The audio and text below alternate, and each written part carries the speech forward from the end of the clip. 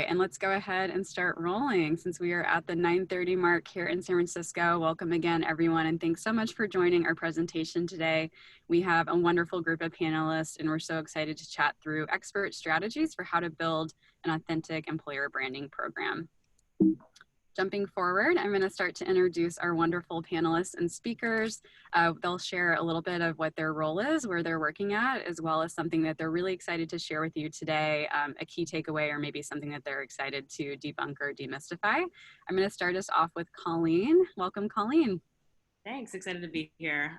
So my name is Colleen Finnegan. I use they, them pronouns, and I'm a senior manager of employer brand and recruitment marketing over at Instacart. Prior to Instacart, I did something similar at Squarespace, really focused on bringing folks in the recruitment marketing side. And then prior to that, I was at Pandora, focused on employee experience and employer branding. In a life previous to that, I was a concert producer. So, you know, zigzagging career path, but really excited to talk about some sort of low-hanging fruit that you can have at your company in terms of elevating your employer brand. You don't need to have a huge budget, and just some really great tactics for you to run with quickly, as well as demystifying some common themes that you might hear about employer brand. Specifically, employer brand is not meant to fix culture, it's meant to amplify it. Love it. Thank you, Colleen. So glad to have you. Our next speaker is Anna. Anna, feel free to say hello and take it away. Thanks, Morgan. Hi guys, I'm Anna Sayre. I'm Director of Employer Brand Marketing at the Trade Desk. I love my job because we really are working to make the internet better. I've been here for about a year. Before this, I was at Ogilvy for a decade. So really understand the role that agencies play in the mix. For me, I'm really excited today to talk about timing and persevering even when it feels like you're not making a ton of progress. It does take some time to really have the narrative of employer brand pull through the entire organization and then translate into your recruitment messaging. So excited to be a part of this today and look forward to the discussion. Wonderful. Thank you so much, Anna. And we'll pass it over to Tarek. Welcome, Tarek. Hey, everybody. This is Tarek from Uncubed. I do hail from a little town called Bristol, Tennessee. So I was hoping I'd see something like that show up on the chat. We'll see. Maybe people aren't finished adding their locations yet. I'm the Chief Creative Officer at a company called Uncubed. We're based in New York City. We've been around for about 10 years. We focus mostly on employer branding content. We have a studio that creates a lot of fun and engaging content on the employer branding side. And then we have a talent marketplace on the other side, and we interject the two because we're firm believers that storytelling plays a big role in candidates' ability to make a smart decision on their career. Yeah, and for me, I mean, there's a lot around employer branding. We talked about it in the warm up to this webinar, but there's a lot of interesting definitions that go around. We're going to quickly help you understand why that's just not important. But one thing that I think is important when you are thinking about employer branding is that there is your employer brand, which is it's your company's truth. That is 100% who your organization is, what you are. And then there's employer branding, and that doesn't always have to be true. And that's just something to really pay attention to because it's marketing. It's the story that you bring to hopefully your audience about what you're about. And we're here to help you understand the importance of doing that in a very authentic way. And then one other thing is when we think about employer branding, it is not, and we live in a world, especially with recruitment, where instant gratification is very important. We have to hire immediately. We don't have a lot of we don't have the long-term initiatives or something we don't often prioritize, but employer branding is a long-term initiative, and really hope that we focus on that in this webinar. Yeah, absolutely. Thank you so much. And just to round us out, I'm Morgan Cheney. I use she and her pronouns, and I run our marketing team as well as employer branding lead at Blueboard, which means we get to do fun stuff like just redo our career site, which we launched a few weeks ago. Check it out at blueboard.com. Super proud of bringing more of our values and benefits to life on that page specifically. But yeah, for me, I'm really excited to talk about employee advocacy. I think that's a huge piece of how we can really ripple out employer brand and really champion our employees who can be our most authentic ambassadors. So I'm excited to dig into that later. Wonderful. So thanks everyone again for being here with us today. Jumping forward, we're going to do a really quick overview of our sponsors and actually invite you to reconnect with us afterwards. So as we're walking through our two sponsors, Blueboard and Uncubed, feel free to participate in the poll on screen. We'd love to connect with you afterwards. So a little bit about Blueboard, if you're not familiar, we are ultimately the recognition platform for hand-curated experiences, which means instead of cashing gift cards, things that might feel transactional or forgotten, you're able to let employees choose their favorite experience from a menu of one-of-a-kind to once-in-a-lifetime adventures, lower tier rewards, maybe for anniversaries, like going to a glass blowing class, learning how to salsa, or higher end luxury travel incentives like getting to hike Machu Picchu or chase the northern lights in Iceland. So we partner with companies typically for a range of ways to celebrate your top employees, whether that's anniversaries, employee referral incentives, new hire onboarding gifts, or spot recognition and spiffs. And why we're excited to talk about branding today, just like I mentioned with employee advocacy, all of the content that users create as they go out and about on these stories is so ripe for social sharing. So that really helps you create buzz and reward programs that are comfortable and exciting to talk about. So employees are that much more likely to expand their network, hopefully showing others how wonderful it is to work with your company. So that's a little bit about Blueboard, and then moving on to our next host, which is Uncubed. I'll pass it back over to Tarek here. Thanks, Morgan. So Uncubed, we are New York City based. We are a fully remote organization, although we have a little office in Chinatown. I'm in that office today, but we work from all over the place. Why I was in Brazil for the month working there. That's why I was in Brazil working for the past month, taking advantage of that. But we are an employer branding and recruiting platform. We've been around for about 10 years. We very much focus on storytelling and bringing the marketing function into HR essentially, and helping companies, understand what their best hiring story is, and then getting that story out in the marketplace so that people are learning more about your organizations. We do a lot of video and branding and what have you. We also have a great breakfast series that we've been doing for 3 years for HR folks. It's an employer branding breakfast series. In fact, we have it in New York this Thursday. And then every Thursday, I actually write an HR email that covers topics in employer branding and HR, and we have HR jobs that we feature.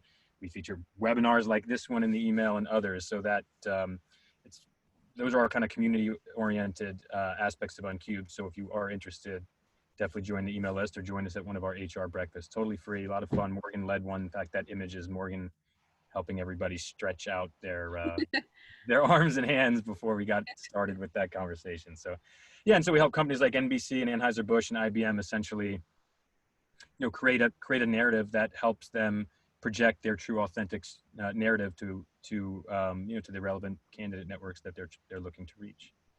Awesome. The mission is to make work human, by the way. So very much tied in with how Blueboard brings the humanity into the perks place. We try to do it into the narrative. Wonderful. Thank you so much for being here today. Great. We're going to close out that poll and then jump forward just into our agenda and housekeeping. So we went through welcome and intros. We're going to start off, Tarek's going to walk us through and start the conversation around really why having that authentic employer brand is such a crucial and critical piece of your talent acquisition strategy. Then Anna and Colleen are going to walk through how to really get started, how to kick off those conversations, how to think about your strategy, and really how to think about staffing and allocating your resources. And then they'll also continue through some of their own favorite programs that they've rolled out that have really helped to build employer brand, both inside and outside of the organization.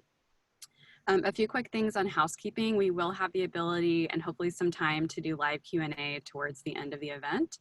Please add your questions to Q&A or chat. You'll see that in your Zoom toolbar on screen. We'll be covering those off as we go through the content.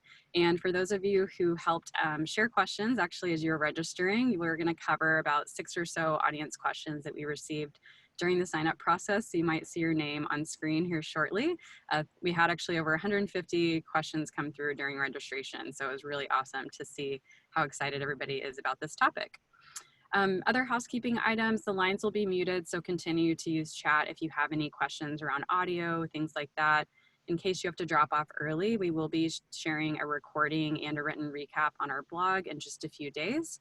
And for those of you who are looking for the professional development credit, that will be displayed at the end of the event. So just to get us started, I wanted to see quickly who really is interested in employer branding. How are you staffing? Is this a current priority? So I'm going to run a quick poll on screen just to understand where everybody's at. that will really help us kind of cater the conversation to. So the question is employer branding on your priorities list? And if so, are you currently hiring and staffing for employer branding? If not, maybe you're a party of one, or it's something that people are volunteering to help with, or maybe you're not yet hiring, but that's why you're here today, because you're excited to learn more. So we'll let that run for just a few more seconds. And so far, it looks like a lot of you, 50%, are hiring and staffing for employer branding, or maybe have already people in place. But the next biggest group is this, not quite yet, but we're interested to learn more. So we'll give it a few more seconds. And great. All right, we'll share these on screen. As you can see, yes, vast majority hiring and staffing, followed by, that's why we're here. Not quite yet, but excited to learn more. Thank you so much. Okay, so let's go ahead and jump in. I'm gonna pass it over to Tarek. He's gonna walk us through some things to know about employer brand and give you some data points as to why it's such an important part of your TA strategy. Take it away. Yeah, thanks, Morgan. Appreciate it. So employer branding, what's interesting here, of course, is that it's really the creative element of HR and recruitment. And I think for years we haven't often seen it as a creative function, and that's what's very exciting for us at Uncubed. And I think what's exciting about how the market's trending towards a big focus on employer branding is it really lets companies bring the creative side of bringing creativity into HR. And what it ultimately means is developing a place worth working at, obviously, but that's authentic to your organization. And we're going to spend a lot of time speaking about the importance of authenticity in an employer brand, because as I'd mentioned earlier, employer branding is how you tell that story. It's how you go to market with assets and materials that basically market your employee value proposition. And you don't always have to be honest there. And in fact, I think a lot of companies often aren't super honest because they're so desperate to increase that talent funnel that because that's what your priorities are focused on, and it ends up hurting you. And we'll go into more detail there. But there's some really interesting statistics. I'm more of a marketing brain. I don't really need stats to know that something's important for me. If you're going to market why your company is a great place to work at, that's probably going to lead to results. And when you think about employees in your own company, some that you're like, gosh, what would we do without so-and-so? That person found your company and fell in love with your company, but what if they didn't? And there's so many people out there that are a really great fit for your organization that will identify with your culture, just like some won't identify with your culture. And the best way to reach them is just by telling a true story. And it doesn't have to be expensive. And there's all ways of doing it. You don't have to have a big brand. But one thing that hopefully you'll focus on here, especially with Anna and Colleen, is they're going to actually share with you examples of what they're doing and really focus on those slides and in that part of the presentation, because those are going to be the biggest takeaways for sure. But some important stats here, and before we jump into the actual big name stats, something that's super powerful is that it takes at least 7 touch points before you form a meaningful connection. And so hopefully if that little seed gets planted in your head, it means that you can't just run an employer branding campaign and say, okay, good, we cooked it up, it's done, let's see if it works for us. You have to inject it into your employees. You need to inject it into your career site, into anywhere your jobs are on the internet, on your Glassdoor, on a YouTube page, on social, of course. You want to reach people with this message, and ultimately you want it to be as seamless as possible so it happens organically. And what started as an employer branding campaign becomes an employer branding program, and it's just ingrained into your organization. But some interesting stats here, right? Nearly 80% of candidates are going to basically dig into your company's reputation before even applying for a job. What does that mean? Okay, here's a company, let me look and see what they're all about. I don't like it. There's not enough information on it. I'm not going to apply, or I'll apply, but I'm not that interested in it. And ultimately that's of course the waste of time. I'm sure there's loads of companies joining us today that, you have funnel challenges. You either don't have enough candidates at the top of your funnel. And of course there's employer branding that would focus on helping that. And you might have so many people at the top of your funnel, but they're not necessarily relevant, right? And so like a powerful employer brand and then employer branding that speaks to it is a really good way of creating more quality candidates at the top of the funnel and greater efficiencies through the funnel. A third of candidates won't apply unless you have a 3+ star in Glassdoor. That's probably self-explanatory. So if those of you that are dealing with under 3 stars right now, that's obviously going to be a major priority for you. Before you think about creating videos or anything, you're going to be focused on getting that employer rating up on Glassdoor. And then lastly on here is that, again, nearly 3/4 of recruiting leaders, they all understand and appreciate that employer brand is going to have a big impact on hiring. And of course, why wouldn't it? It's, it's basically saying, is the story of why your company is a great place to work important on hiring? Of course it is. That number should be 100%, really. And ultimately, of course, what's going to drive success in your business are the people that you hire to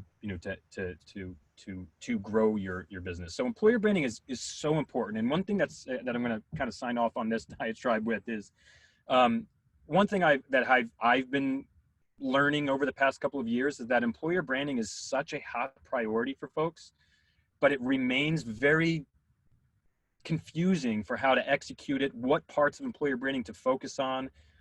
And you kind of end up in this like almost paralytic state where you just don't move. You don't take the first or second baby step that'll ultimately, be the start of developing a good employer branding program.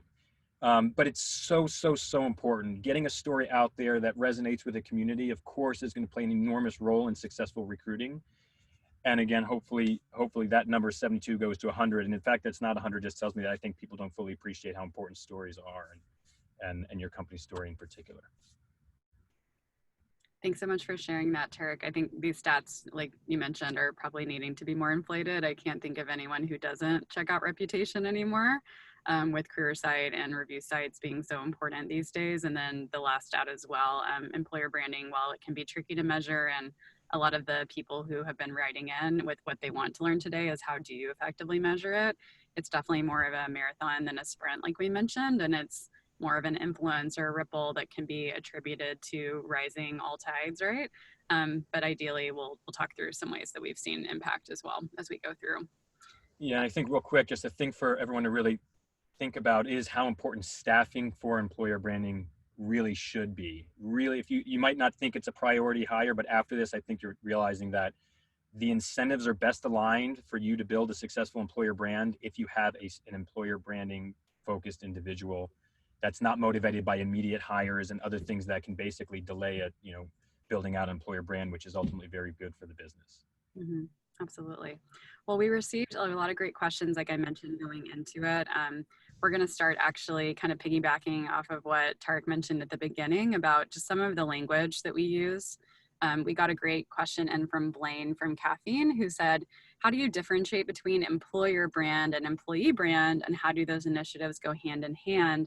Similarly, Eric from Jump Search had a related question, which was, how do you distinguish between employee brand and employee value proposition? So I'm going to hand it over to our awesome panelists to share their opinion here.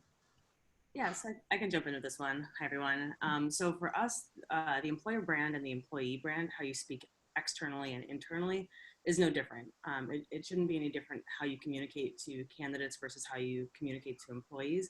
The only difference really should be the level of transparency. The information that you disclose to your employees, you want to trust them. You want to, be able to share more information, of course, than you would with folks externally, but the same tone, the same voice, that should remain consistent. So it's not confusing when people apply to a company, go through that whole process, and then come internally, and it's a completely different voice and tone. And with employer brand and employee value proposition, the employee brand, that's like the look, the feel, the voice. Essentially, if you're going through a branding exercise, a brand identity exercise for consumer, that would be, the consumer brand. And then the consumer value proposition is sort of like, what are you going to get? What are we promising you, and what can you expect from this product? It's the same thing with the employee value proposition. Here's our promise to you. Here's what we expect from you, and here's what you can expect from us. And sort of distilled into, a narrative or values in a couple sentences, or that really become sort of the drumbeat across all of your initiatives in the organization. Thanks, Colleen. Did anyone else want to add to this? All right, jumping forward, we got a great question from Michelle at GCU. How do you link employer branding with the culture of your organization? So kind of picking back up on that topic of culture amplification and things like that we mentioned at the beginning. Would love to hear from our panelists as well. Yeah, sounds great. I'll take this one because I love this question. Michelle, I always think of culture as a direct expression of the employer brand. When I talk about what I do to my family or people who aren't as familiar with it, I say my job is to market the culture and what makes the trade desk awesome, both for internal candidates to engage them and for external candidates that we want to recruit into our organization. It's easiest when your senior leadership is also focused on the culture and nurturing that. We're lucky that we're in a state of hypergrowth, but culture remains really core to our business. So I don't have to spend a ton of time convincing people that it's important. It's core to where we need to go next as a business. I love that, just because like you're mentioning, culture is what's going to keep people not only continuing to coming into the organization with an established, like we talked about, employee value proposition, right? What are we asking from you in exchange for the hard work and love that you're giving to our company, but also the ability for cultures to be fluid and growing and changing as you introduce new people into the company. So I know, especially at the stage of both Colleen and Anna's companies, it's probably something you think about regularly of how does our culture expand and stretch as we grow so quickly. So maybe we'll touch on that later too. For sure. And thinking about culture add instead of culture fit, so that we're cognizant of that when we bring new people on board. Absolutely. Thank you so much. All right, we're going to jump into our next section, which is ultimately, how do you get this conversation started? How do you think about staffing and resources and the relationship between different teams? Anna has been wonderful and shared a quick view of how they got this going at Trade Desk. I'm going to kick it over to her. Thank you so much. So when I joined the Trade Desk almost a year ago, I came in as a contractor. And my first task was to really understand where the different employer brand activity was already happening so that we could create some momentum and unity around the various work streams. So we created an employer brand collective, and is represented in the Venn diagram you'll see on the right side of the slide.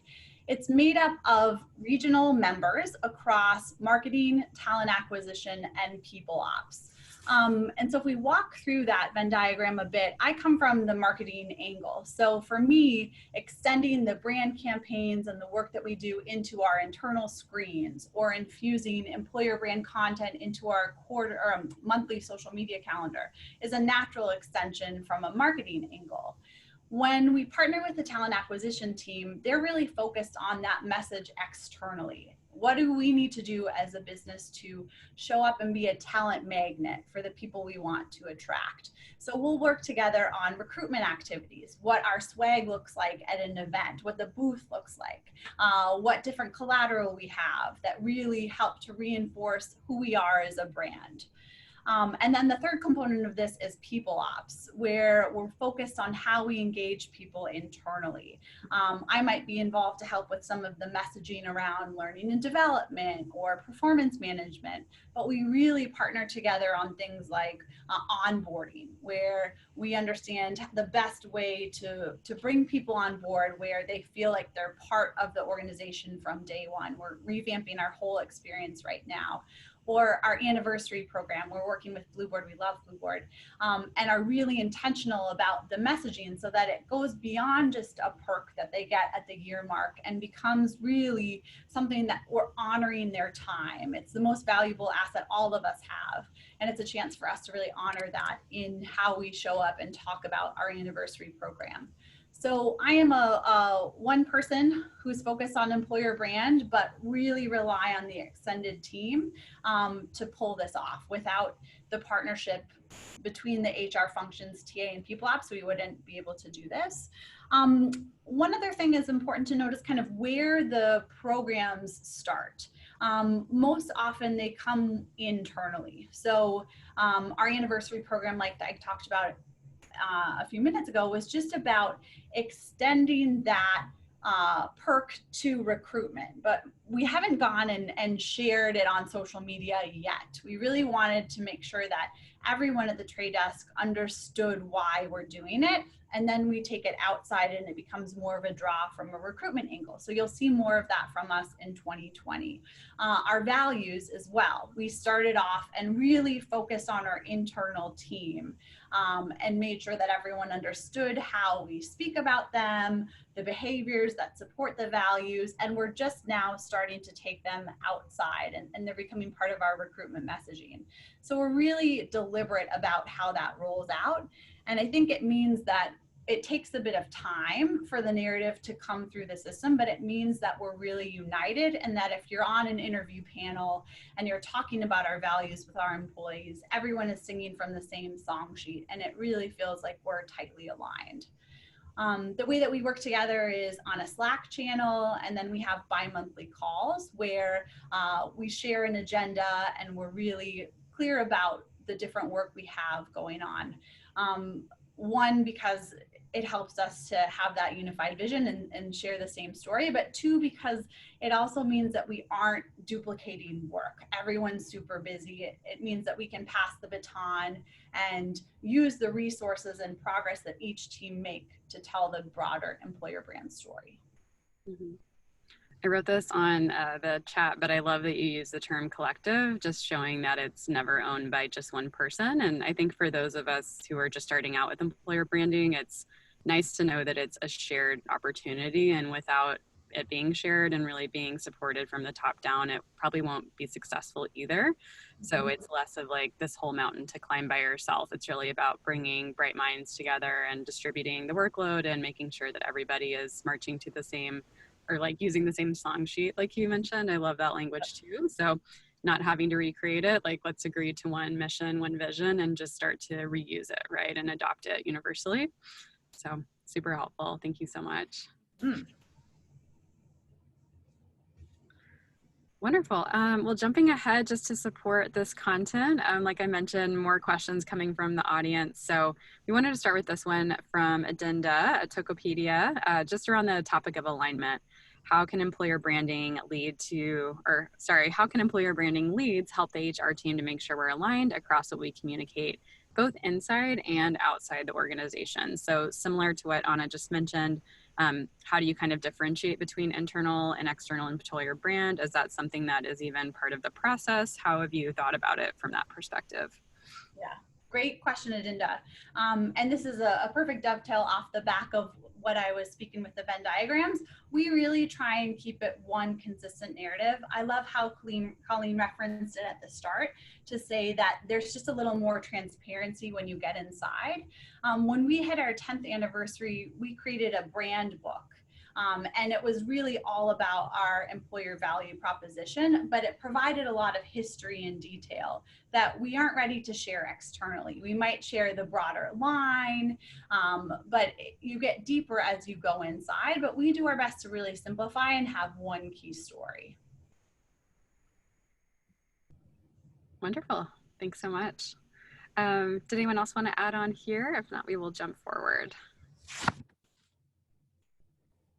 All right.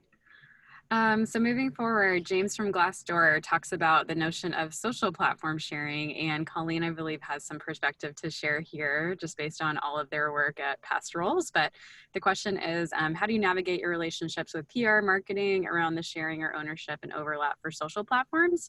And it seems like this is probably most specifically relevant if you're a B2C company as well. So Colleen, feel free to take it away. Yeah. Hey, James. This is a great question. So my history has been working at B2C companies who have a really strong consumer brand and tend to be pretty protective over their social handles.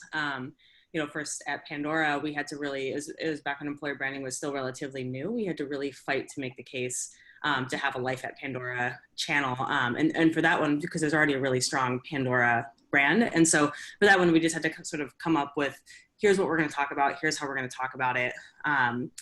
That said, and that was more for some of the more social media channels, Twitter, Instagram, etc. LinkedIn is always something that should be owned by employer brand, because you are speaking, like LinkedIn is it's a professional networking platform. And sometimes I get pushback from different marketing teams on this one. There's different ways to create showcase pages that are great for marketing, that are great for, sort of on the consumer side. As an employer brand, you can update with some of the larger company news, but LinkedIn should always be something that sort of falls under your wheelhouse. Squarespace was similar to Pandora. And then once I got to Instacart, we didn't have a marketing team that had grown quite yet. And so we run a lot of this out of the comms team. I sit on the comms team and I work very closely with PR, and which is great. I think no matter what part of the organization that you sit in, you always need to have a really close relationship with marketing and with PR. So for us, it was pretty easy to jump in and just take ownership of LinkedIn because no one was yet. And again, if you need help sort of justifying that internally, reach out to me. I've got some great tactics on how to really make the case for that living with employer brand or within talent acquisition, and with you sort of like leading the helm. And then with our social channels, we focus mostly on Instagram right now, sort of like lighting up one channel at a time. Really great for a visual perspective. We have our Taste of Instacart channel. And I think really just the important thing is, how are you going to be different than the consumer channels? Like, what are you going to be talking about that's different? Really being specific about the types of content that you have. And that's where the employer brand and having that created first is really important, so that you can say, this is completely different than the consumer brand. It's going to have maybe a similar look and feel, but we're really talking about our employees. We're talking about our culture. We're showing, underneath the hood, sort of the making of the sausage, about what it's like to work at this company. We're not talking about our product. So it's just really important to be clear about what you want to talk about and your voice and sort of the goals of these social platforms if you are needing to make the case to some of your partners in PR and marketing. I'll jump into and just share a little bit about how we handle it at Blueboard. Specifically from an ownership perspective, it's myself and our head of people who run employer brand. I'm a little bit more on the execution end, owning the channels, and then I work with her really about what are the key value proposition items, what are the benefits we want to highlight, and social is a big part of that. For Blueboard, we intermix a little bit, specifically around the notion of hashtag Blueboarding, which is a way for people to enter a photo contest, our employee recipients who go out and about on Blueboard Awards, but also our own internal employees really lean on that and also share their own experiences. So that kind of creates a really great destination for people to explore, this generally tying back to our mission of helping people to challenge their comfort zones, indulge in their passions, and try new things through experiences. So that's been a really great place on Instagram to kind of blend a little bit of the external recipient data and experience stories along with our own internal. And then to Colleen's point, we leverage LinkedIn in a more different way. It's more about industry news, celebrations, press, and really presenting more of Blueboard's accomplishments, as well as content strategy too. So connecting with our HR buyers as well as with potential candidates, but it's a little bit more business time. Instagram is a little bit more fun and leisurely, if that makes sense. And Instagram and Facebook are also very similar content strategies, given the nature of how people like to consume, more visually than text oriented, for example, in the case of Instagram and Facebook, and really playing into the notion of native content. So sharing as many organically created employee ambassador-esque photos as well, versus more so imagery that's staged or stock. We really try to keep it authentic and user generated on Instagram and Facebook specifically. This is especially the HR breakfast, Morgan. I think it even came up in the one that you led last year. When we asked everybody if they have a strong relationship, most of the folks that come to the breakfast are in HR or talent role, and we asked, do you have a good relationship with your marketing team? And I don't think anyone rose their hand at the time. There was 50 people in the room. Yeah. And so we've noticed that this is like so common. This is why this is such a good question, James. Thanks for asking it. But it's just so common for there not to be a really strong relationship. So I think really listening to Colleen's words is super useful. And a question that I might have is, okay, your company hasn't necessarily launched an employer branding program. It's important. You want to get the company's name out there in a bigger way. You're in an HR talent role. What is you're going to have to get marketing involved, and it's the right thing to do. How do you even get them to pay attention? Like, what's the trick to get them to take this seriously, take the meeting on top of all the things they're doing? Because if they don't have time and you decide, look, I'm going to run with it without them, sometimes it works. But from our experience, we've created videos for companies that ultimately never launched because they did it without the marketing teams at the time, their input. And then marketing was like, no, we can't launch these videos without our branding input. And that's obviously a waste of money and ultimately a disaster. So just curious, Anna and Colleen, what you're here. I need to get marketing to actually pay attention to me as I try to launch this. What do you recommend? If marketing needs to hire, I usually go to them and say, like, we want to help you hire. Help us talk about you. and we want to make you look good and show everyone how awesome you are. And we want you to help design that. So like, we trust you as the brand experts. So please, help us with this initiative. Then they get really excited because they want to themselves and their team and like really help bring in the best folks for them. So a little bit of that, and that works, I think, with a number of teams across the organization. If you really make the point, like, we want to help you and help you hire, and like, we need you to help tell the story of what it's like to work here, because we're not the sort of arbiters of the culture. We don't create the culture. You all are creating the culture. We're just helping to amplify it across our channels. So usually that works pretty well if you can get the marketing, if you have the marketing team and the employees working on the brand, they get so excited. And this has been consistent at every single company I've worked for. When you bring employees along for the ride to help create the brand and help create the employee value proposition, and really pulling employees and bringing them along for every step of the way, it's much more sticky. And that's definitely the case with PR and with marketing and with brand and with design. Design is a big one that I've had to work with at all three companies. So really important to forge those relationships, just make it personal to them and their teams. Mm-hmm. Yeah, for me, it's super personal because I get to sit on the marketing team and we have a design and content team in-house. So I can help sway it that way. One thing that we do to help put the sharing kind of in the hands of everyone else is use LinkedIn Elevate. So we ensure that there's fresh content up there every week. And we have about LinkedIn or kind of life at the trade desk. We have company news, industry news, and then we have regional specific sections. And that's just part and parcel of what our social team manages, which is awesome. One of the questions that Amanda put in the chat was, do you see a benefit of having a handle designated to jobs across the platforms, or mix it into the corporate? For us at the trade desk, we really have focused on building our corporate account because our culture helps both. It helps our broader brand, it helps our employer brand. We're not big enough to be able to power a handle like life at the trade desk. So what unites that content for us is similar to what Morgan has done at Blueboard, is a hashtag. So we have hashtag We Are the Trade Desk, and that helps kind of unite and align all of the employer brand content. Colleen, at Instacart, do you guys have a separate handle, or is it under the corporate? We do have a separate handle that we're beginning to build out right now. Instacart is, I can sort of get lost in the weeds here, but this is like potentially a whole other conversation around the gig economy and talking about how marketing to very different types of a workforce that way. And so, how we communicate to our shoppers with social is different than how we communicate to corporate employees with social, but we do have a dedicated handle that we've started to launch on Instagram, just because the content is very different than what we have on our consumer platform. Cool. So, but for LinkedIn, that's all completely owned by us. However, I sit next to the corporate and retailer and shopper comms teams because they sit with me, and so I also will update their content on LinkedIn because it's relevant for people interested in our business as a whole.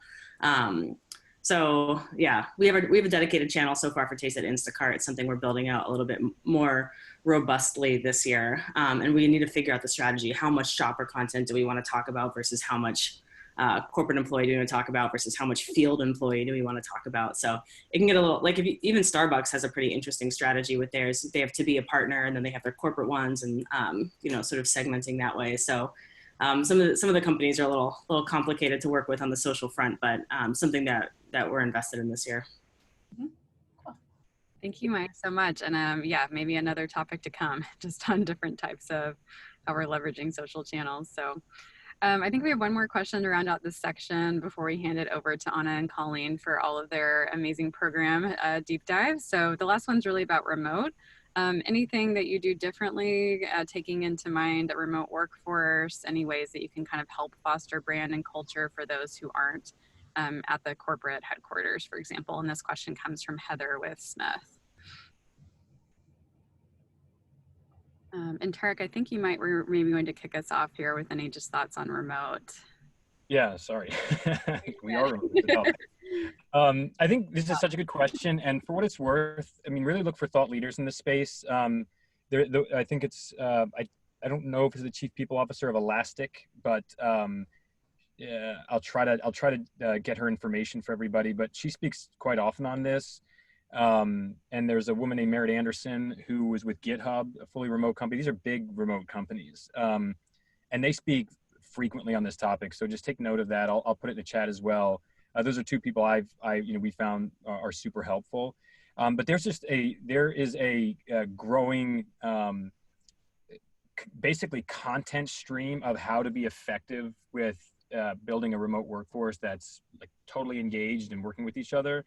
In terms of an employer brand and in company culture, I mean, the interesting thing about when you're primarily remote is that ends up being a huge part of your employer branding narrative, because right now it's basically such a big perk to promote. So I commented earlier that rather in the prep to this, that there was a time, some of you might recall, where companies promoted their free lunches as like a great part of their employer brand.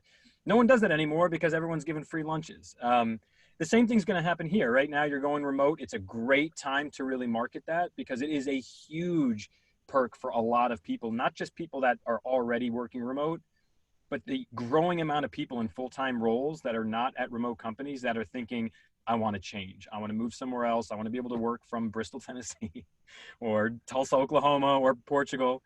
And, and I do my best work at off hours. I don't necessarily do them between 9 and 5 West Coast time. And so it's your job to, there's so much amazing talent out there that's interested. So if you are a largely remote workforce, your leadership is distributed, you're riddled with these powerful stories. And so it's your job to capture that narrative. It can be personal. You get in and you start asking people in the team. We're doing this video right now for Uncubed, where our video team is coming to my house to film a little bit of my personal routine. We already filmed my co-founder, Chris, how he likes to chop wood, and he goes to Brazilian Jiu-Jitsu. I play a lot of soccer. How do I spend some of my free time? How do I take advantage of my flexible workforce? And you get my personality as an individual, as a leader, and you ultimately develop this powerful asset that when it hits the airwaves, it's going to be very inspiring for people that might want to, that are interested in remote work and saying, I want to work for that company because I get an idea of what's important to the leadership, and I get an idea of just how much remote work is impacting their actual lives. And that's what's really interesting, is this concept of work life. When you're primarily remote, your work life changes so much. And I just recommend that people really read up on that, because there's so much growing content. But in terms of, I'd say, fostering an employer brand, it's just about basically creating the stories that are coming out of everyone's individual remote experience. That alone will be very powerful for employer branding. And from company culture standpoint, I'll just have a couple comments here, but there's going to be a lot of video FaceTime just like this. And one thing that we found is, because we weren't always remote when we became fully remote, is we do a team focused on teams. Monday's very meeting heavy for us, but we do like basically 30 minutes of just a personal Q&A for everybody on the team. And every week it changes. I think this past week it's how do you like at the end of a long day, how do you like to basically just let go? What is it? Some people it's drinking wine, some people it's reading a book, some people it's Brazilian Jiu-Jitsu, whatever. But what's happened there is, from being a company that's not been remote for 7 years to a company that's now remote, is we definitely know each other way more, because we're finally asking the personal questions we weren't asking when we were sitting next to each other. And that's just a very powerful way to really, I think, create cultural bonds that then it's also very quick when you hire somebody new to quickly be looped into that, because they join the meeting, they're immediately having this personal connection with people. And that has a very powerful way of basically trickling down to the global culture of the organization. Uncubed's culture's changed dramatically when we went remote, dramatically for the better, really. Yeah, I was going to jump in here too and just echo the notion of creating connections is going to be the best way to build that culture and brand for remote workers. A few things at Blueboard, we've had the opportunity to work with some largely distributed teams and help them receive Blueboard experiences, for example, where they get to go and again choose something awesome in their local area and then feedback those stories to their teammates. So you learn really great things, like maybe someone has a family you didn't know much about and they went to a Feeding the Shark tour, or someone maybe had a fear of heights and went skydiving for the first time, or got to cross something off their bucket list and then feel really excited to share that with their team. So creating those opportunities to create content, whether it's through live dialogue, whether it's through feeling more comfortable bringing that whole self to work and sharing a little bit about how you spend your time outside of the office is really powerful too. And those are also just great ways to continue to celebrate everybody, regardless if you're in the HQ where everyone's close and tight knit or distributed or non-desk in Colleen's case. Yeah, we have real quick. We have a Slack channel called Water Cooler, and that's where, you know, if you have just something interesting you want to share with the group, you put it there. We have a hashtag. We have a channel, the Gong channel, and that's where there's any great business news. People drop it in the Gong, and there's always like emoji overload when funny things put in there. And then, you know, in that Monday meeting when people share, you know, what was your best Halloween costume, for instance, then all of a sudden that Water Cooler channel is like riddled with people's photos of their Halloween costume. It's very special. It really is. I mean, I think you end up bonding more on a personal level, remote, maybe more than the professional bond that you might develop when you're in office. It's pretty nice.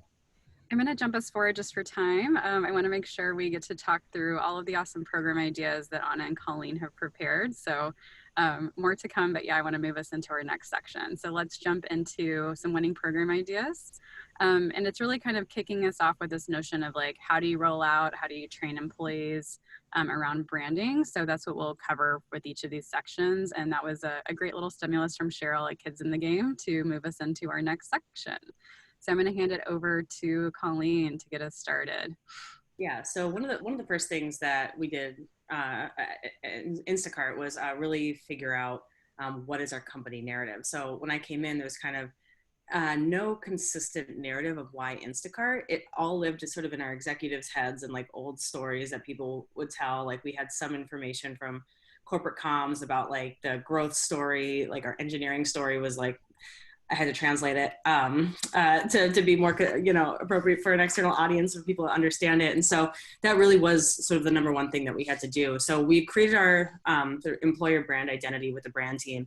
And then from there, we worked on this recruiter pitch deck, which basically goes through the history of Instacart, sort of the market opportunity for online grocery and where we see online grocery going, sort of the narrative of why is Instacart sort of blowing up right now. You know, Amazon bought Whole Foods and then every other retailer came to us because everyone realized they had to go online, which is why we are growing so quickly. And then from there, sort of some of the big products that we are working on, our tech stack, what our culture's like, our employee value proposition, what we're focused on in terms of social impact, and then an FAQ section for, you know, a lot of the hard questions that we get from candidates being a gig economy company. So really arming our recruiters with the right information.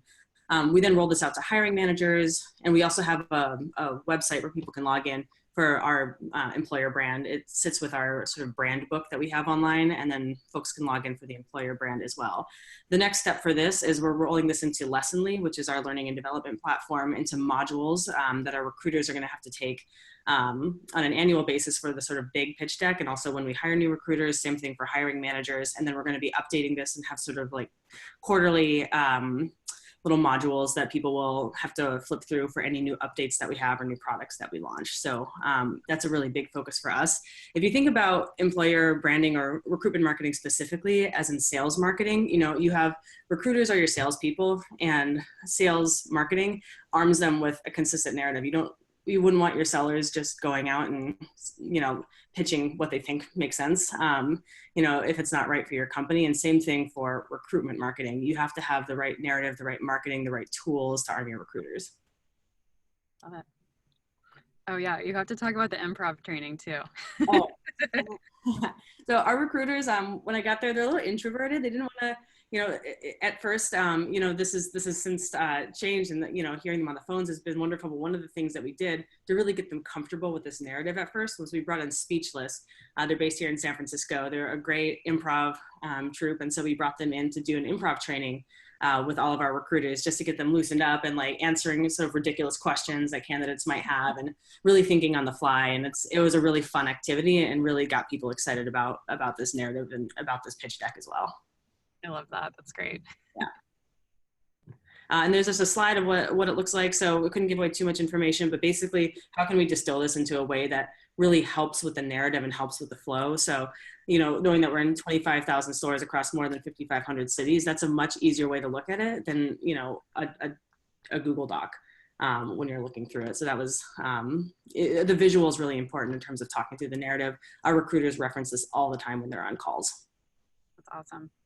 Yeah, it's got, like you mentioned, it's going to be hard just for people to memorize a Google Doc. So I love the notion too of turning into training modules, getting people amped up about getting certified and things like that. Certified brand evangelist, maybe, whatever you might call it, but mostly getting everyone on the same page with the same information in front of them. So. And then I just wanted to jump into another quick series that we have, which is Sage Advice.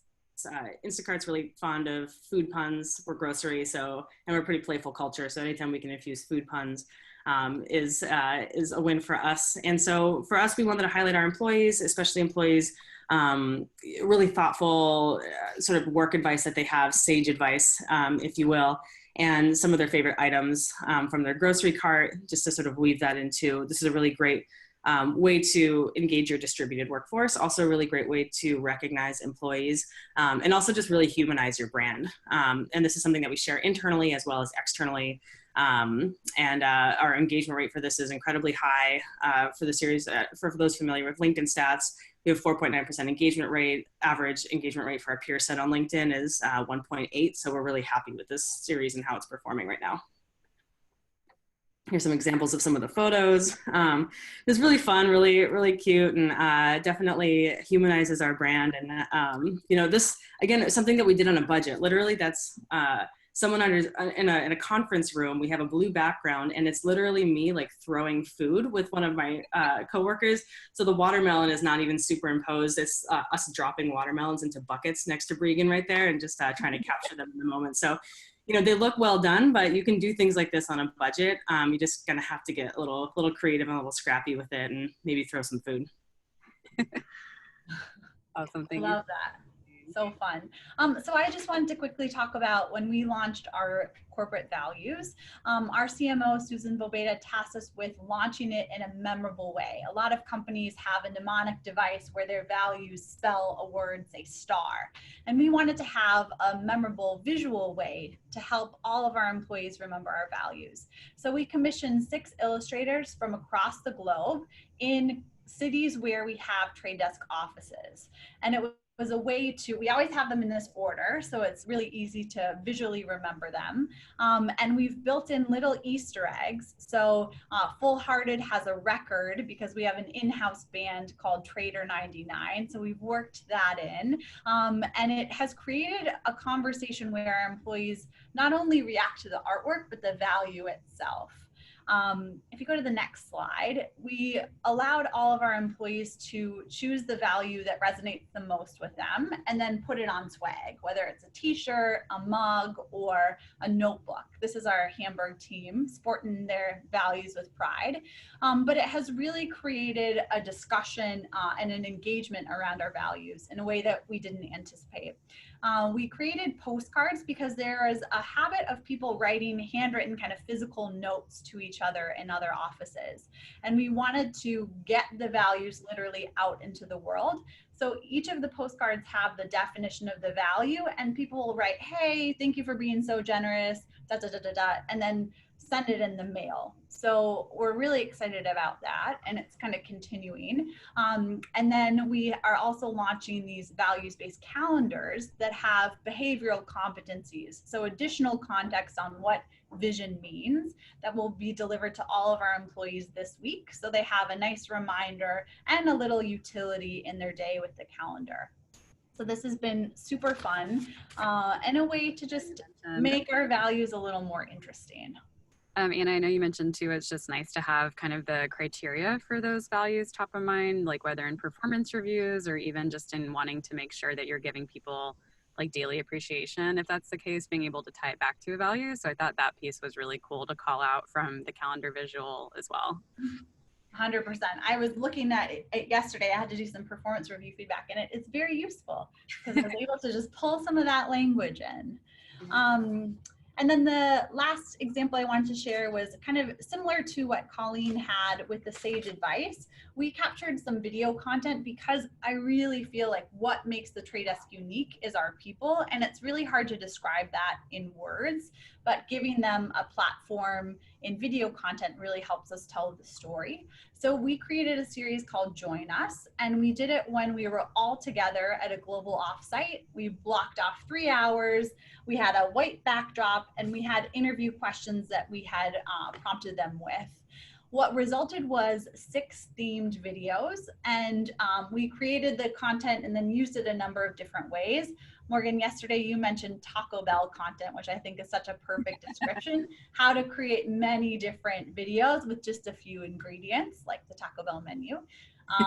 And so we use them on Instagram, in the stories, we use them in longer form YouTube videos, and then we also even use some of the GIFs in programmatic display advertising, so that our exciting product lead, Gruya, it comes to life actually in your display banner. So what's funny about this content is that it outperformed our brand videos that were supported by paid media. So solely through organic reach, people are really engaging with the content, and I think get a good sense of who we are through the video. My question for both Anna and Colleen, just on the notion of the video content, is how regularly are you kind of updating this content? How often are you kind of checking the performance? And I think that might actually lead us into one of the other questions here from Eva. So would love to kind of talk through that, knowing that video can be a slightly big undertaking depending on your team size and all of that. How do you know when it's time for new video? And I know at Blueboard, we're guilty of having some videos circulating around that are several years old now. Our co-founder still has a ponytail in one of them. So anyway, would love your feedback on that too. Nice, sure. I'm happy to just quickly jump in on this one. We are we had the videos run for about a year, and we recut them because we had so much footage. So it's the same people, but we had slightly different themes. But we're ready for fresh content now at the year mark. What I would say is we try and update it as frequently as possible, but if it's imagery or quotes, that helps keep it fresh.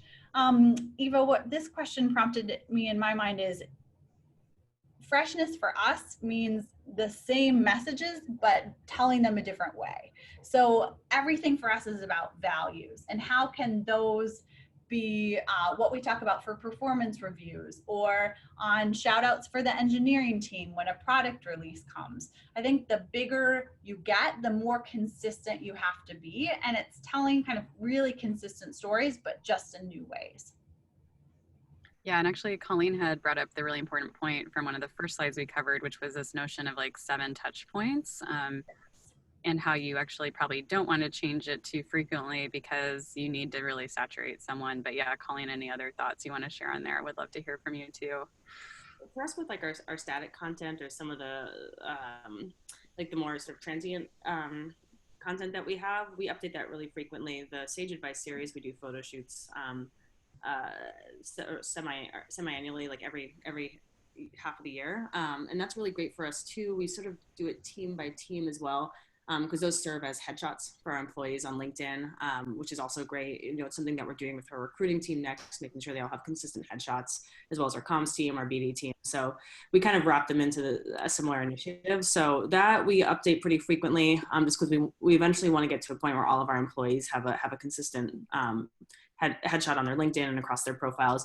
Video content for us, we're creating one right now that's going to be sort of like a cooking show, which is going to be really funny. But it's going to be focused on sort of the opportunity of Instacart right now for like this next year. And then we'll update it again next year and probably do one focused on tech in the second half of the year. But to Anna's point, you know, a year or so for some of those bigger videos is probably a good rule of thumb.